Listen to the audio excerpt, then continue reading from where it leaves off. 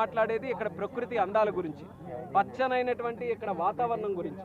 అలాంటిది శ్రీకాకుళం జిల్లాలో కూడా ఈరోజు ఉష్ణోగ్రతలు చూసుకుంటే 50 వరకు ఈరోజు చేరుకుంటుంది.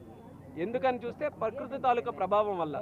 మాకు ఇప్పుడు సైక్లోన్స్ చూసుకుంటే ఎక్కువ వస్తున్నాయి, ఉష్ణోగ్రతలు పెరుగుతున్నాయి, ఎప్పుడు తక్కువ వర్షం ఉంటుందో, ఎప్పుడు సడన్గా వర్షం పడుతుందో, ఇవన్నీ కూడా ఎంత టెక్నాలజీ ఉన్నా సరే 100% యాక్యురసీతో మనం చెప్పలేకపోతున్నాం. ఎందుకంటే పర్యావరణం ఈరోజు డిస్టర్బ్ అవుతుంది కాబట్టి. మళ్ళీ ఆ బ్యాలెన్స్ తీసుకొని రావాలనంటే ఆ శక్తి చెట్లకే ఉంది కాబట్టి ఈరోజు చెట్లు విపరీతంగా నాటేటటువంటి ఒక కార్యక్రమం తీసుకున్నాం. ఈరోజు ఒక టార్గెట్ ఉండింది 4 lakhs, మేము 6 lakhs అచీవ్ చేసాం. అలాగే జిల్లాకి కూడా ఒక స్పెషల్ టార్గెట్ మేము పెట్టుకున్నాం, హరిత సిక్కోలుగా ఇది తయారు చేయాలని.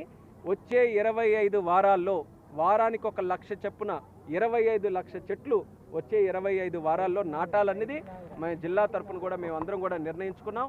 అందరి టీం వర్క్తో, అందరూ అంటే సామాన్య వ్యక్తి కూడా ఇందులో పాల్గొని ఆయన కూడా చెట్లు నాటే విధంగా ఒక స్ఫూర్తితో ఈ యొక్క ప్రోగ్రామ్ని ముందుకు